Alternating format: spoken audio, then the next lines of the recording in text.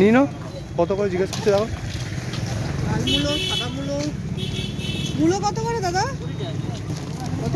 20 টাকা। 20 টাকা 20 টাকা কিলো। হ্যাঁ নিনো।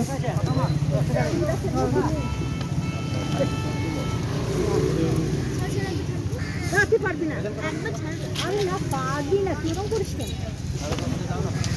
কি লাল মূলো নেবো? 20 মূলো। লাল মূলোগুলো কত গো? লাল মূলো 30 টাকা। হ্যালো বাজান আসছেন?